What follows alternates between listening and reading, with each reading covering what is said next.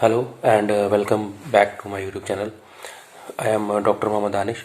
और आज का जो टॉपिक है वीडियो का वो है कि पीएचडी लेक्चरर, जीआईसी लेक्चरर और असिस्टेंट प्रोफेसर, इन तीनों कैटेगरी की जॉब्स में कौन सी जॉब बेटर है।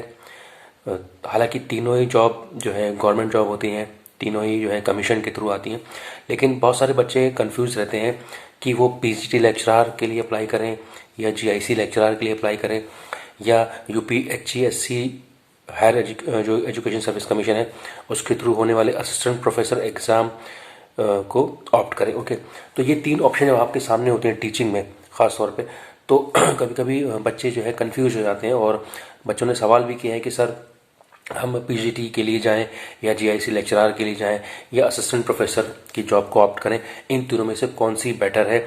अगर हमें चुनने का मौका मिले तो हम कौन सी जॉब को ऑप्ट करें, क्योंकि कई बार देखा गया है कि बच्चों का सिलेक्शन हो जाता है, जैसे कि किसी ने पीजीटी निकाल लिया, यूपी का पीजीटी निकाल लिया या किसी और स्टेट का उन्होंने पीजीटी का एग्ज़ाम निकाल लिया। ओके, अब उनको मौका मिल रहा है कि वो यूपी पीसीएस के थ्रू जो जीआईसी का एग्ज़ाम होता है उसका मेंस दें, या इवन अगर उसमें सिलेक्शन हो भी गया है पहले तो क्या पीजीटी छोड़ के वो जीआईसी को ऑप्ट करें, या अगर उन्होंने और हायर डिग्री ले रखी है, जैसे कि उन्होंने अगर यूजीसी नेट क्वालिफाई कर रखा है, तो वो सोचते हैं कि क्यों ना हम असिस्टेंट प्रोफेसर के लिए जाएं।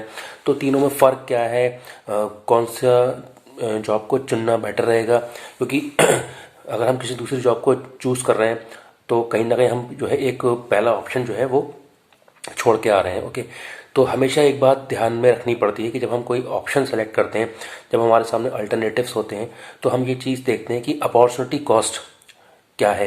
मतलब अगर हम जो चीज़ छोड़ रहे हैं उसे छोड़ के हम दूसरी जॉब ले रहे हैं, तो क्या हम छोड़ रहे हैं, जो हम छोड़ रहे हैं क्या जिसके लिए छोड़ रहे हैं, तो उन दोनों में क्या फ़र्क है। ओके, ऐसा तो नहीं कि अगर हम पीजीटी छोड़ के सेम लेवल की जॉब ऑप्ट करें, जैसे कि पीजीटी अगर हम छोड़ रहे हैं जीआईसी के आ रहे हैं, तो दोनों में ऑलमोस्ट अगर हम बात करें तो सैलरी जो है वो सेम रहती है। ओके, क्योंकि पीजीटी लेक्चरर वो भी एक इंटर कॉलेज के लेक्चरर की पोस्ट होती है।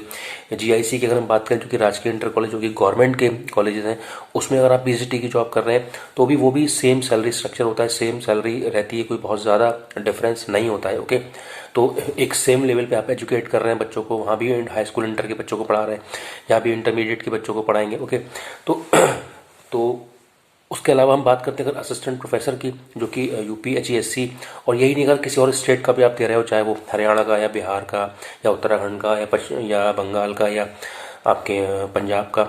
ओके, तो असिस्टेंट प्रोफेसर के लिए जाना क्या बेटर ऑप्शन रहेगा, या उसमें सैलरी ज़्यादा होती है नहीं होती है। तो अगर मैं सैलरी स्ट्रक्चर की बात करूं तो जो असिस्टेंट प्रोफेसर का स्केल है, असिस्टेंट प्रोफेसर का जो फर्स्ट स्केल है वो जो है 57,600 के आसपास है, उसमें और चीज़ें मिला के, और वो मिला के करीब 78,080 के आसपास बैठता है स्टार्टिंग स्केल। अगर हम 7th सीपीसी की बात करें, 7th पे कमीशन अगर गवर्नमेंट दे रही है, ओके, वही स्टार्टिंग जो है वो एक पीएचडी लेक्चरर की होती है ऑलमोस्ट, और एक जीआईसी लेक्चरर की भी ऑलमोस्ट वही स्टार्टिंग होती है। लेकिन हमें ये देखना होता है कि हम उसमें आगे कहाँ तक जा सकते हैं। जैसे अगर पीएचडी लेक्चरर की बात करें तो उसमें जो प्रमोशन होते होते सैलरी बढ़ते बढ़ते जो स्केल दे रखा है उन्होंने, वो करीब 1.5 लाख तक का स्केल उसमें प्रोवाइडेड रहता है। ओके, पीएचडी में उसमें फिर आप जो है प्रिंसिपल बन जाते हैं।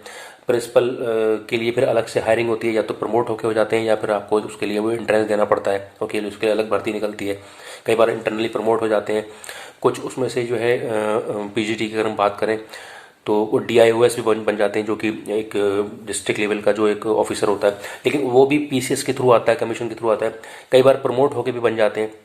ओके, तो हमें ये देखना होता है कि हमारी जो करंट जॉब है उससे हम आगे कहाँ तक जा सकते हैं और उसमें हमारा सैलरी स्ट्रक्चर आगे क्या हो सकता है। अगर हम असिस्टेंट प्रोफेसर की बात करें तो असिस्टेंट प्रोफेसर के बाद आपके पास अगला स्टेप होता है एसोसिएट प्रोफेसर का। असिस्टेंट प्रोफेसर पे आप एक लिमिट तक काम करने के बाद जब आपका एक टाइम पूरा हो जाता है, आपकी अगर मानी पीएचडी आपने कर रखी है, ठीक है, और आपने एक अच्छा टाइम उसमें स्पेंड कर दिया है, तो उसकी एक कंडीशन होती है कि आपके इतने रिसर्च पेपर्स होना चाहिए, इतना आपका एक्सपीरियंस होना चाहिए, फिर आप एसोसिएट प्रोफेसर के लिए जाते हो। एसोसिएट प्रोफेसर की जो सैलरी होती है वो करीब 1.5 लाख के आसपास होती है। ओके, 140 से 1.5 के आसपास होती है, 160 तक जाती है एसोसिएट प्रोफेसर की सैलरी। ओके, फिर कुछ टाइम आप एसोसिएट प्रोफेसर पे टाइम स्पेंड करने के बाद फिर आप प्रोफेसर के लिए जाते हो, फिर आपका प्रमोशन प्रोफेसर के लिए होता है, और प्रोफेसर के लिए जो सैलरी होती है वो 2+ के आसपास, 2.25 2.30 के आसपास सैलरी होती है। और इस तरीके से आप जो है उसमें आगे बढ़ते जाते हो। अब ये चीज़ आपको डिसाइड करनी होती है कि आपको किस लेवल के बच्चों को पढ़ाना है। आपको इंटरमीडिएट के बच्चों को पढ़ाने में मज़ा आता है या आप उस लेवल के बच्चों को पढ़ाने में कंफर्टेबल हैं, तो फिर आप पीजीटी और जीआईसी लेक्चरर के लिए जाइए। लेकिन अगर आपको लगता है कि आप जो है बड़े बच्चों को, यानी कि जो ग्रेजुएशन के या पोस्ट ग्रेजुएशन के, जैसे हम बोलते हैं बीए, बीएससी, बीकॉम और एमए, एमएससी, एमकॉम के बच्चों को पढ़ाने में इंटरेस्टेड है, तो आप जो है असिस्टेंट प्रोफेसर के लिए जाइए। और आप चाहते हैं उसमें भी आगे बढ़ना कि एसोसिएट प्रोफेसर बने, फिर प्रोफेसर बने, तो वो फील्ड आपके लिए बहुत बेटर है। फिर उसमें एक चीज़ और भी होती है कि अगर आप रिसर्च में इंटरेस्टेड है तो आप उसके साथ आप रिसर्च कर सकते हैं।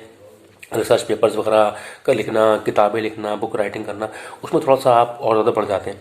बाकी पीजीटी वगैरह, ऐसा नहीं कि लोग पीजीटी में बुक्स नहीं लिखते हैं या इस तरीके से आगे नहीं बढ़ते, लेकिन उनका फिर वो जो स्कोप हो जाता है वो थोड़ा सा लिमिटेड हो जाता है। और एक हायरार्की में भी देखा जाए, जो पीजीटी लेक्चरर है वो एक इंटर को पढ़ा रहा है और उसके बाद जो है फिर वो ग्रेजुएशन और पोस्ट ग्रेजुएशन के बच्चे आ जाते हैं, तो एक हायरार्की भी देखा जाए तो वो ऊपर होती है। जैसे कि एक बेसिक का टीचर होता है, वो छोटे क्लासेस को पढ़ाता है, फिर एक जूनियर हाई स्कूल का टीचर है, उसके बाद फिर वो टीजीटी, पीजीटी, उस तरीके से फिर वो एक डिग्री कॉलेज का असिस्टेंट प्रोफेसर या यूनिवर्सिटी का एसोसिएट प्रोफेसर। तो इस तरीके से एक टीचिंग में हायरार्की चलती है। ओके, तो हायरार्की वाइज देखा जाए तो पीजीटी और जीआईसी जो है वो एक लेवल पे है, लेकिन अगर हम हायरार्की में बात करें तो पीजीटी, टीजीटी या जीआईसी और असिस्टेंट प्रोफेसर का लेवल जो है वो अलग है। ओके, तो इसलिए उनके सैलरी स्केल्स भी अलग होते हैं, उनके पर्क्स भी अलग होते हैं, उनके जो है टर्म्स एंड कंडीशन भी अलग होती हैं। तो अगर आप पीजीटी और जीआईसी छोड़ के असिस्टेंट प्रोफेसर के लिए जाना चाहते हैं, तब तो ये एक डिसीजन लगता है कि हाँ ठीक है, आप एक हायर पोस्ट के लिए जाना चाहते हैं या हायर एजुकेशन के लिए। लेकिन आप पीजीटी छोड़ के जीआईसी में आना चाहते हैं या जीआईसी छोड़ के पीजीटी देना चाहते हैं, तो वो एक बहुत बड़ा समझदारी का एक डिसीजन नहीं होता है। उसमें ये होता है कि आप ऑलरेडी एक सीट ले चुके हैं, एक सीट आप ऑलरेडी यूज़ कर चुके हैं पीजीटी में, फिर आप जीआईसी के लिए क्यों आना चाहते हैं। तो कई बार बच्चे सवाल भी करते हैं चैनल पे कि सर मेरा पीजीटी के लिए सिलेक्शन हो गया है, तो क्या मैं जीआईसी का मेंस दूं, या मेरा जीआईसी में भी हो गया है तो मैं क्या पीजीटी चूज़ करूँ या जीआईसी चूज़ करूँ। तो ये कई बार कन्फ्यूजन हो जाता है आदमी को। तो इसलिए कोशिश करें कि अगर आपका एक जॉब आपके पास है पीजीटी, तो फिर आप हायर जॉब के लिए अप्लाई करिए। ये नहीं आप सेम लेवल की जॉब के लिए दूसरे स्टेट्स में अप्लाई कर रहे हैं।